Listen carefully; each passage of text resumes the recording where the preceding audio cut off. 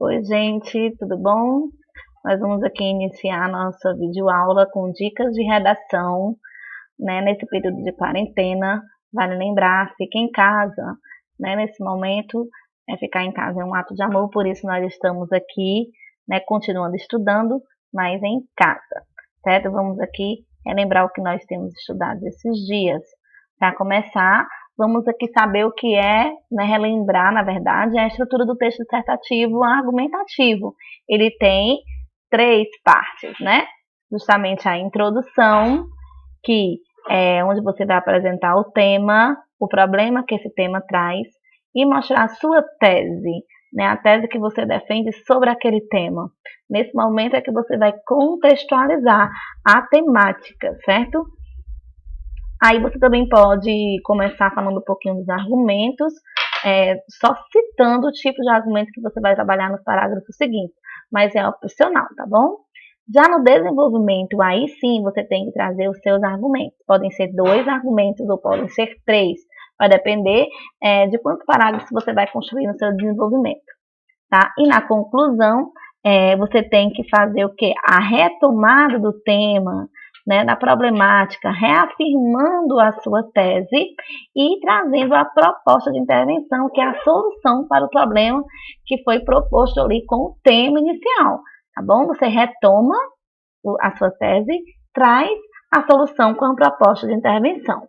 Então, essa é a estrutura do texto dissertativo. Então, vamos só fortalecer o que é tese, né?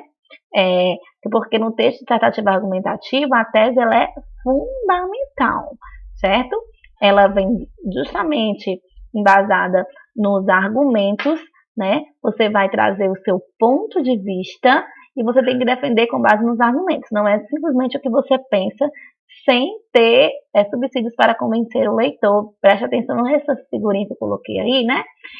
Tem um número embaixo e 2 pessoas, cada um tem um pensamento diferente, porque eles estão vendo de pontos de vista diferentes. Então, nesse momento, o que vai ser válido na sua redação é justamente como você vai defender o seu ponto de vista, né? De que forma você vai defender, tá bom? Para que possa tentar convencer o leitor.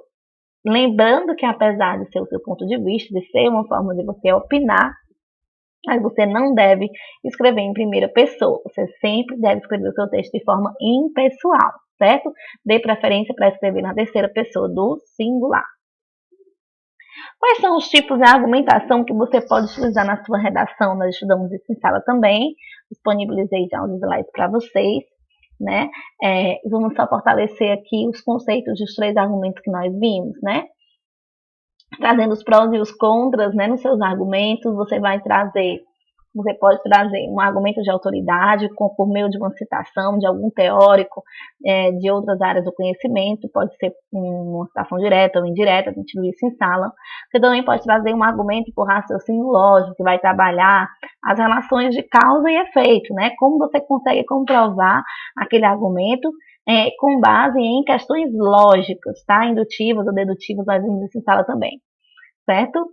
E também tem um argumento por dados, que é que vai trazer números, estatísticas, né? Vai trazer algum estudo, e você pode ter isso nos textos motivadores, né? Que vem sempre nas propostas de redação. Você pode trazer esses dados de lá, ou um dado que você tenha do seu conhecimento mesmo sobre aquele tema, tá?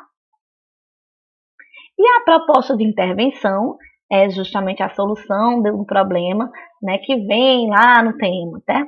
E o que deve ter essa proposta? São 5 elementos que devem ter, certo? Para que você consiga alcançar os 200 pontos aí, tão sonhados da competência 5, né? Que é o agente, quem faz a ação, né? O 2, a própria ação. O que deve ser feito para resolver o problema? O modo meio, como eu faço para resolver esse problema? Finalidade ou efeito, né? Para quê? Para que se fazer essa ação? E o detalhamento, o que mais eu posso falar sobre algum desses elementos que fortaleçam ainda mais a minha proposta de intervenção? Por exemplo, se nós pegarmos ali o tema da violência contra a mulher, que foi um tema da redação do Enem, você poderia colocar como agente ali, né, o Ministério de Segurança Pública ou os governantes de um modo geral. A ação, você poderia colocar, né? Colocar leis mais duras e severas com penalidades para aqueles que cometem tais crimes. O modo meio, você poderia dizer através, né, da criação de leis por meio dos parlamentares, né? E para que a finalidade do efeito? Para que assim, né, os homens não mais se sentissem donos das mulheres, sabendo que seriam punidos, teriam punições mais severas. Desta forma, aí seria já um detalhamento, elas se sentiriam um pouco mais seguras, sabendo que teriam a quem e como recorrer e se fazer justiça. É um exemplo aí de proposta de intervenção, e cada proposta vai depender do tema, claro, né? Mas tem que ter esses 5 elementos para que consiga os 200 pontos, tá bom? E o que fazer para não zerar a redação, né? A gente estudou isso em sala também, a gente teve um bem interessante também, fiz uns slides para essa aula, vocês também receberam, foi disponibilizado para vocês. O que você não deve fazer? 1. Escrever sempre mais de 7 linhas. Já disse para vocês que, apesar de você poder escrever até a partir de 8, não façam isso, escreva no mínimo 15, né? Não fuja do tema proposto. Fique sempre dentro do tema. Use as palavras-chave. Faça um texto predominantemente dissertativo e argumentativo.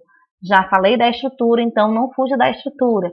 Se você quiser colocar uma pequena narração no seu texto para fazer um exemplo de alguma situação, pode, mas não pode ser predominantemente narrativo.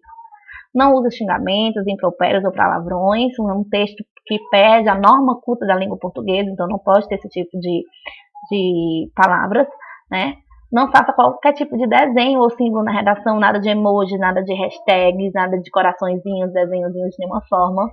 Não coloque nada que esteja desconectado com o tema na sua redação. Tudo tem que estar relacionado ao tema. Não faça bilhetinhos para o professor pedindo nota, né? Não coloque uma mensagem para ninguém no final, certo? Não pode esse tipo de coisa. Não assine a sua redação e nem se identifique ela de nenhuma forma, nem no corpo do texto, nem fora dele, tá? Só pode assinar mesmo o local da prova de redação do Enem, tá? O tema que eu propus para vocês como atividade domiciliar foi os impactos do coronavírus no Brasil. Eu escolhi esse tema, não poderia escolher outro, já que nós estamos em casa esses dias justamente por causa disso. Então eu quero que vocês leiam, se informem.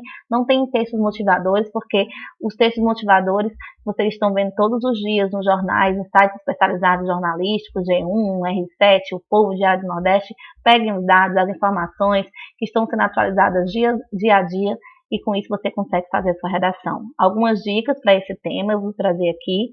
Você vai utilizar as palavras-chave, não pode deixar de usar as 3 palavras: impactos, coronavírus e Brasil, né? O seu texto deve abordar essas palavras nem que sejam uma vez. Você pode colocar sinônimos e deve, né? Impacto, pode colocar consequências, efeitos. Certo? Para coronavírus, pode usar a expressão Covid-19, pandemia, o novo corona, enfim. E o Brasil, você falando uma vez a palavra Brasil ou o nosso país, já dá para entender que está falando do Brasil, certo? Por que eu coloquei Brasil? Porque eu quero que vocês falem especificamente dos impactos daqui e não no mundo, tá? Você pode usar a questão do coronavírus no mundo na introdução, porque você vai ter que contextualizar. Você vai falar do surgimento do vírus ali, né, no mundo, para depois chegar aqui no Brasil. Então, lá na introdução você pode falar um pouquinho sobre como ele surgiu.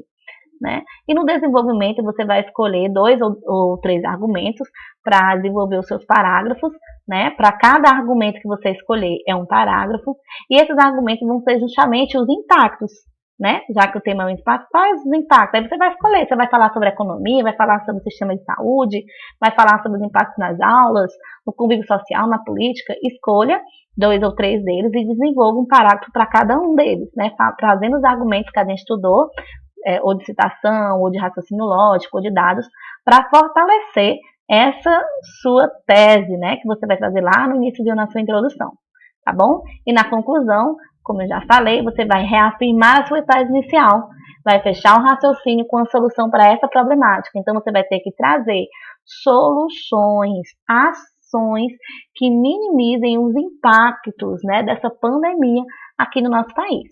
Quem deve fazer, como deve fazer, tá? Qual a finalidade, todos aqueles elementos que nós vimos. para ajudar ainda mais. Alguns alunos sempre perguntam de quantidade de linhas, eu coloquei aí o que eu pesquisei aí no guia do estudante. Eu não gosto muito de falar de linha, mas como sempre vocês me perguntam, aí é uma dica, tá? Ele fala que na introdução deve ter no máximo 5 linhas, né? Mas aí depende muito de cada texto, do tamanho do texto. Mas sendo um texto realmente de 15 linhas, 5 linhas para introdução é o máximo mesmo, tá? Num desenvolvimento de 6 a 7 linhas para cada parágrafo. Se você utilizar 3 parágrafos para argumentação, talvez você tenha que diminuir aí um pouquinho das linhas para poder caber nas 30, né? Porque é a parte mais robusta do seu texto. E na conclusão, ele fala aí de 5 linhas, mas sempre tendo em vista que ele não pode ser maior do que o desenvolvimento. Né? Mas lembrando que lá tem a proposta de intervenção, então também não pode ser muito curtinho. Então, entre 5 linhas, tá? No máximo 6, a depender aí da sua proposta. Então, eu espero que tenha ajudado vocês, que vocês consigam fazer uma boa redação nessa atividade que eu passei para casa. Estudem, foco no Enem, foco na redação e continuo dizendo, fique em casa e estudem. Tchau, um abraço.